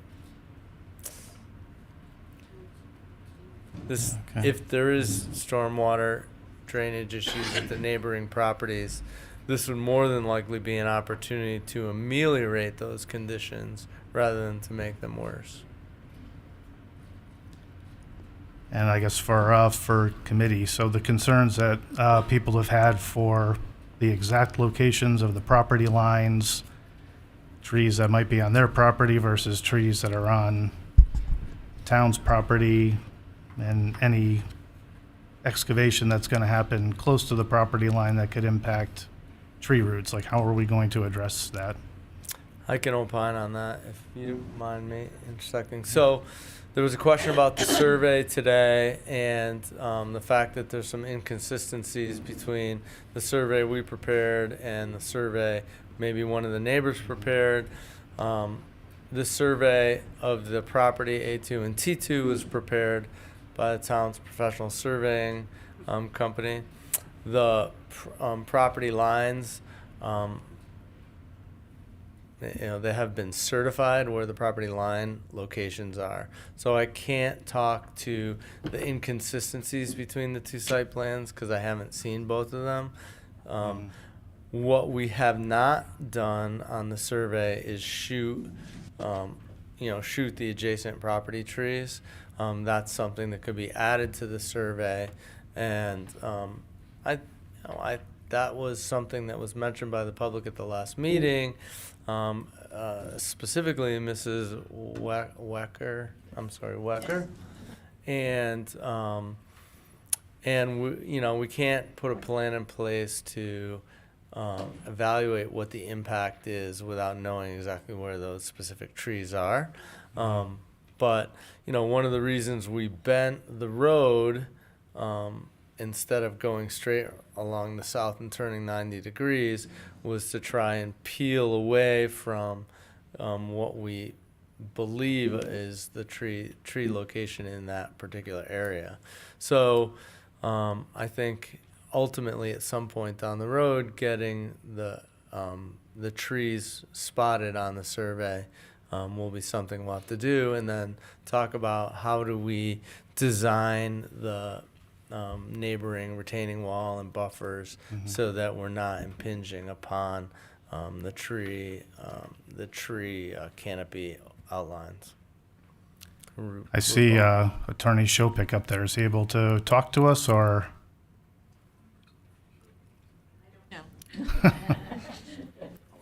Question would be, if the project is somehow going to impact neighbors' trees, what happens, legally? Not something I can answer really right now. There's so many aspects to that. I don't know, when you talk about impacting the trees, the neighbors' trees, I would imagine it depends what the impact is, whether we would replace those trees or whether we would have some other way of saving the trees. I just don't know at this point. But I'm sure that in the final plans, they're going to be looking at that. Yeah, ultimately, as I mentioned, there's more information that's needed to make that final determination for each specific location and condition. Okay, thank you. I mean, I think when you look at that, and this is just my simple version of it, but obviously if someone's tree is on their yard, it's their tree. The concern would be where the roots are, right? For ones that are close to the line. And I think that's what we need a closer look at to really understand.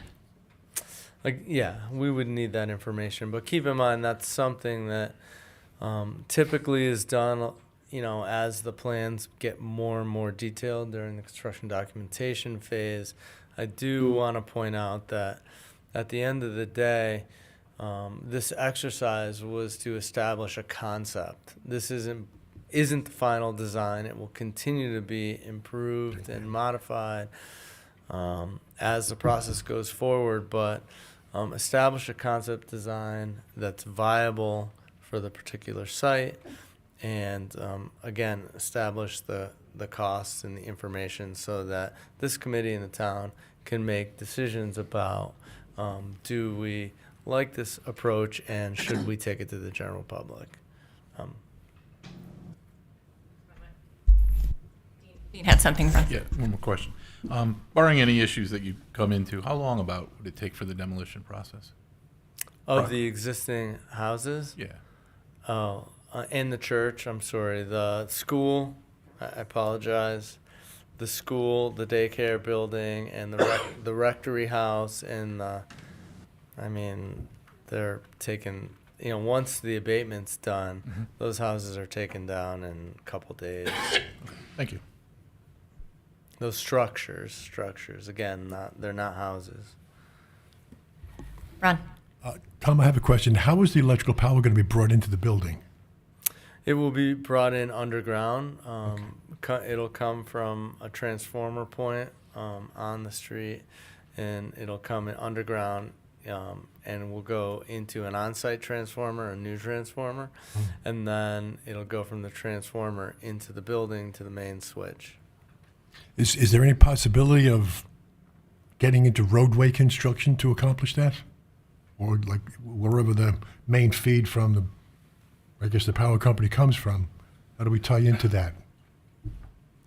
The power company actually will pull the cables from the street to the transformer, and the electrical contractor pulls the cables from the building to the transformer, and then once everything's set, then the power company will activate the building.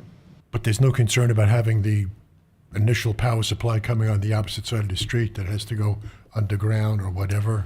Oh, I don't know if feed? at this point, I don't know enough about where the service is coming in to tell you if there would be an overhead crossing or there would be a roadway cut underground. I was just curious about that. Yeah. Thank you. Anybody else over there? Kelly, did you have a question? Yeah, I did. Can you guys hear me? We can. Okay, you have 14 minutes until the snow starts according to AccuWeather, so let's, I'm going to just say, I wanted to address a couple of things that were brought up in the public comment. The first question is, will the traffic study be made available to the public so they can consume that? Because I know there were questions about the accidents, and I saw that on page 6 of the report. So that is going to be made public for them, correct?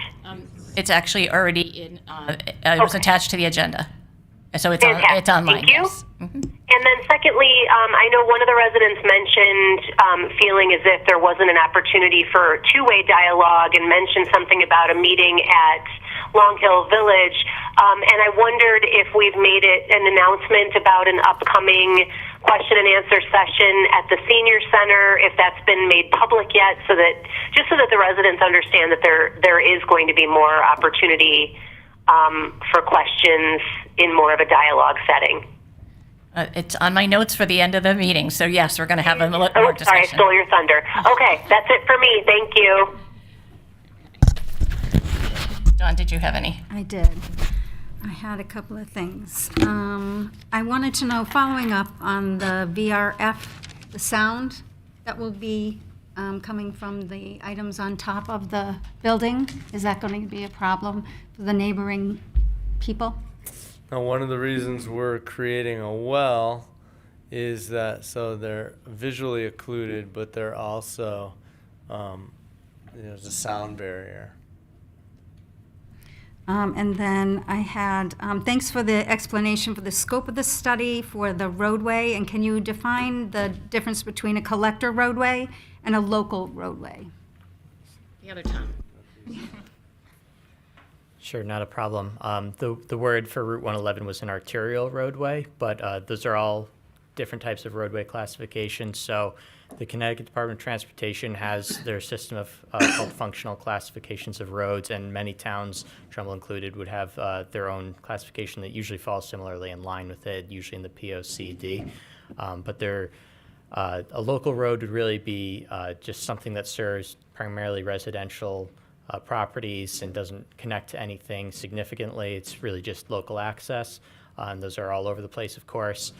When you get up to an arterial roadway like Route 111 here, that's one that's connecting something at a more regional level, and there's major arterial, minor arterial. It's just sort of a discrepancy between the two, but that's just connecting something at a more regional, larger scale. So obviously, you know how Route 111 runs all the way up to 25 and down to 15 and all that. And the collector roadway is between the two of those. Its main purpose is to gather up a lot of those local roadways on a kind of mediumly developed road and then connect them to the arterials. So all part of the same system there. Thank you, that's helpful. And I also want to just reiterate with Tom, this is a work in progress. Is that correct? This isn't the final. We're just going through the steps. This is a concept. And this is not the final product, and we're only discussing thoughts at this point. That's correct. Okay, and I wanted to thank you for listening to concerns from the committee and the town residents for this.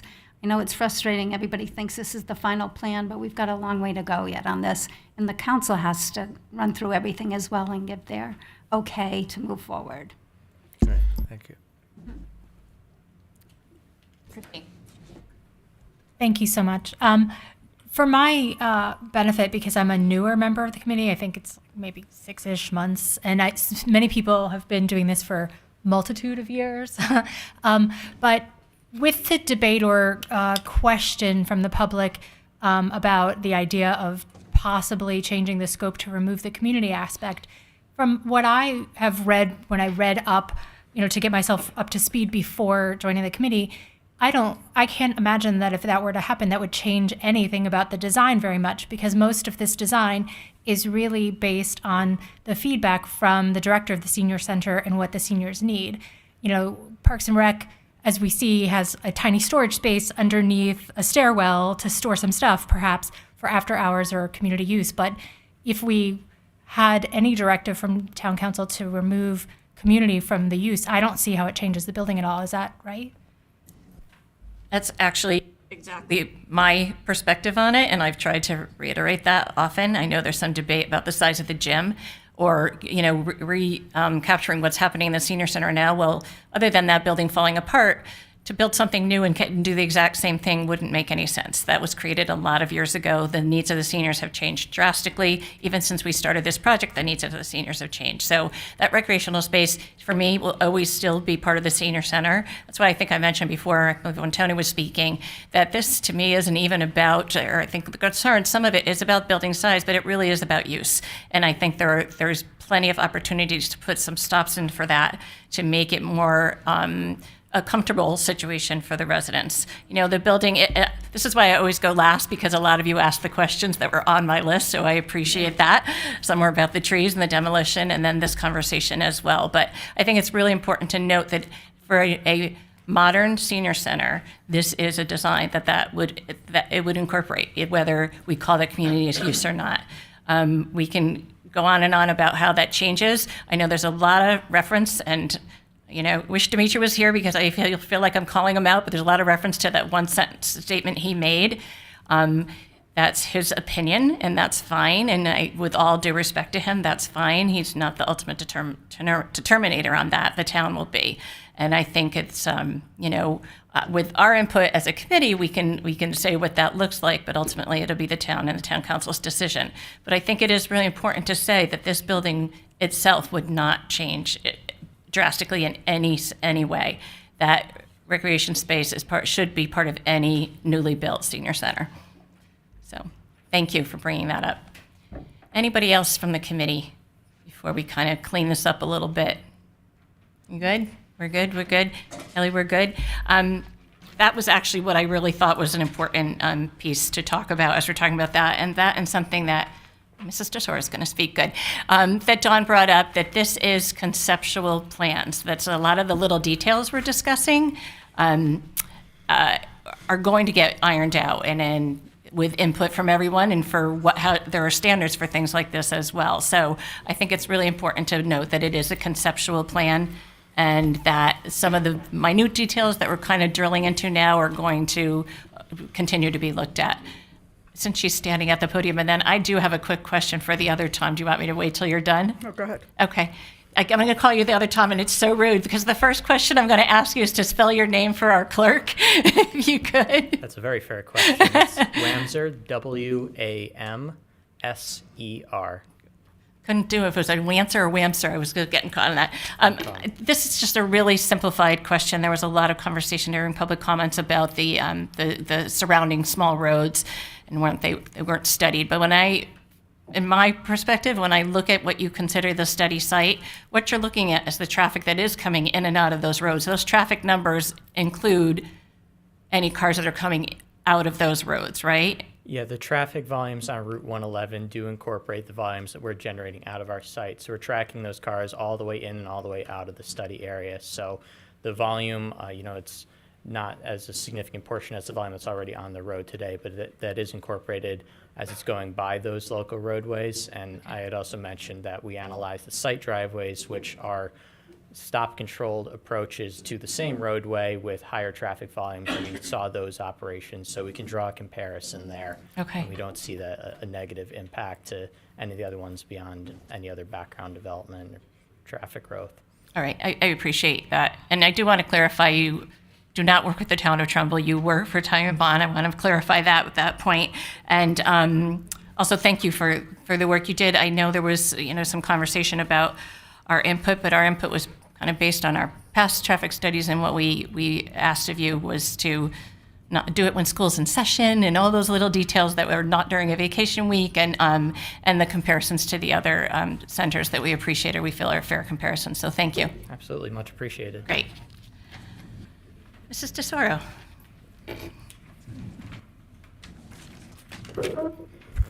Thank you very much. Good evening, everybody. I hate to have my back to the audience, so I'll just say hello to all of you. Some of my comments will pertain to you, some to the committee. Okay? Thank you. Thank you. So I'm going to just take a couple minutes, if I could, of your time. I do appreciate the constructive discussion and suggestions made by the neighbors at all of these meetings. These meetings, and including the meetings where some of us came and saw all of you in your neighborhood. So I do appreciate you speaking with us and the caring and the passion that you have. I think that the suggestions that have been made, I don't think, have been taken very seriously by this committee, and that's evidenced by the many changes that have been made to the original concept. I'd like to take a moment to clarify one point of information, which unfortunately has been misrepresented by a few people. This concerns the description of the community center aspect of the senior center as the Parks and Recreation Community Center. Parks and Recreation Department is one department in the town, and just like all town departments, it falls under the control and purview of my office. No town department functions on its own. My office, not the Parks and Recreation Department, will determine how and when the building is utilized for community use. So I'm just hoping to clarify something that's been said many times, that good or bad, it falls on me and my office. And the decisions about how this building will be used as far as the community is concerned after the hours that the senior center uses it will be made by my department. In my office, I should say. So it is important for everyone to understand that this building is designed as a senior center. After normal senior center hours, the building can be used for community use as has been discussed by this committee. That includes meeting spaces, which are desperately needed by the town. This building will and should benefit all the citizens of Trumbull. If there's anyone who would like to discuss this further or any other aspect of this project, and this is to you guys, please make an appointment and come see me. I have met with some of you already, and I will gladly meet with anyone who has questions. Even me? Even you. Thank you. Anytime, just call my office. I just ask you to call and make an appointment, because if you show up at my office, chances are I'm going to be in another meeting, and I don't want to waste your time. So please come see me. If you're concerned about things you're hearing that you have a problem with, come talk to me. I'm available anytime. Thank you. When you make an appointment. Thank you. Thank you.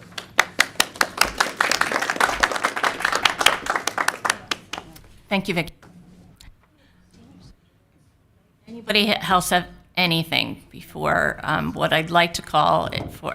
Oh, Rich. Sorry to delay things. That's okay. So I was thinking this week, let's say that we decided to scale this back, right? we've got this building here. Let's say you took out the gym, took out the fitness center, took out the arts and crafts room, basically everything downstairs, moved arts and crafts to the classrooms upstairs, right? You're still going to have the same footprint of a building, basically, that now is either just going to have parking underneath or nothing underneath and be a much less useful building, right? So it scales back maybe some of the activity that happens there, but it doesn't take away the size of the building that's going to go onto the lot. So I'm just tossing that out there for consideration. I think we could try to say that in a couple different ways, right? That this building is designed, as Vicki said, as a senior center that will also have community use. But even if it was only just a senior center, the components that are in it are the components of a modern day senior center, which is what we should be building, right? We should be building a modern day, whatever you want to entitle it. But I appreciate trying to clarify that, and whether it's doubted or not, that I know that that's our charge. That's been our goal from the beginning, and I think the architects have worked hard to try to do that. These conversations seems to be about use, and as Vicki said, go see her. We're doing our due diligence to create the building that we were asked to create, as far as I'm concerned. What I'd like to do, just as we're moving forward, there's a few meetings coming up which I want to talk about. There's been, as Tom mentioned, a couple of meetings with town officials, the fire marshal. We had a good conversation with her that was very helpful. She's very happy with the design. The police commission will be next Tuesday. Their focus is on the traffic study, which I think we kind of dove pretty well into today. They've, I know, reached out to Michelle and had a couple of questions, but we'll learn more about that next week. Planning and zoning, which is an 824 referral, which basically says, does this building with its projected use fit on that site? We've been through an 824 referral before, so you know how that goes, is next Wednesday. As Kelly mentioned, there are some Q&A kind of things coming up. I'm going to actually circle back to the task at hand for this group, and then we can talk about those a little bit more. I think it's important for this committee to authorize that this is the conceptual plan that we're comfortable with at this site. I think it's important to have a vote on it. I think Dawn reiterated, and I know Tom has said numerous times, that doesn't mean things can't change. We've seen them change probably at every meeting to some extent, but that the concepts that we've really dug into, especially in these last 15 minutes or so, is something that the committee is comfortable with and comfortable with moving forward to the powers that be. So I'd like to call for someone to make a motion to approve the conceptual plans at the 5958 Main Street. I'll make that motion. Dave, and a second. Tony's on a second. Okay. Any further discussion other than what we've had? Anything different? No? Okay, then I'm going to call for a vote. All those in favor of the conceptual plan approval, please raise your hand. Aye. And Kelly was a yay, so I believe that was everyone. All right, that was just a formality that kind of gives our stamp on this moving forward. I'm going to put, now that Tom's back in the room, I'll put him and Rocco a little bit, although you guys know that we've been talking about trying to have some more informal kind of Q&A meetings. I know it was mentioned tonight about something about a Long Hill Village. That was not a meeting that this committee planned, actually. I don't even know if this committee knows about it. I was approached by the, I don't even know what their title is, and I don't see Mr. Are you here? What is it? Vice Chair of the Board. Vice Chair of the Board, who was doing a kind of, they wanted to have a meeting of their residents and asked just me to come and if I was willing to talk about it. So this was not something that this committee set up, but we are welcome to, happy to go and answer any questions there. We have talked about doing a Q&A at the Senior Center, which was done in the past iteration of this, of Hardy Lane. We are looking at a Monday in March. I just need to get a confirmation from the architect's availability for that. As soon as that is noticed, that will be out for public information. If anyone else would like to do set up some other kind of session, we are welcome to look at that. If the neighbors feel like they'd like to have a separate kind of session and you'd like to set something else, please contact us and we'd be welcome to do it. The senior center will probably be more full of seniors. If there's something else you'd like to look at, we are open to that. We just need to have a conversation about it. And please approach us, don't hesitate. You're on mic. Just wanted to point out our team is open to meeting with the neighborhood groups at the directive of this committee, as long as it works with our schedule. And as far as working out design issues, we're absolutely game to continue to try and make the concept as amenable to the neighborhood as possible. I will point out that gym or no gym is not a Tom Arcari decision, but aside from that, we'll continue to do our very best. As you have, we're so appreciative of your flexibility and your attempt to answer as many questions as you can in this setting, which is a little bit more difficult. So I think that being said, let me make sure I covered all the meetings that are coming up. I know the last time we were at Town Council, Mr. Massaro talked about us coming back in March. I will be in touch with him and see if that's something he'd like to do. If not, if they're prepared to start looking at this as a referendum question, which is the ultimate decision, goes to the people of this town, not anybody in this sitting at these tables, although we'll all have a vote, obviously. If that is to move forward, then it'll be a trip to the Board of Finance and then back to the Town Council. Board of Finance would have to approve that, the number for that first. And I think that is all that is coming up. There were a lot of meetings all at once, so I think I covered them all. I know, the one other thing I wanted to say, I know it was mentioned tonight, there's some FAQs that are on the website that pertain to Hardy Lane. They are being revised as we speak, and those should be up soon. I know they're trying to look at putting a button on the website that can kind of get you to things a little bit quicker, but if not, they would be able to be referenced either through our site or through the main site, and those should be up in the next couple of days, and they're just kind of a switch to this site, and on any other further questions that have come up in the meantime. And I think that's it. Yes. Go ahead. I can give you the times of the next couple of meetings. The Police Commission is Tuesday, the 18th at 5:30 at the police station, and the Planning and Zoning meeting is next Wednesday, the 19th at 7:30 here at Town Hall.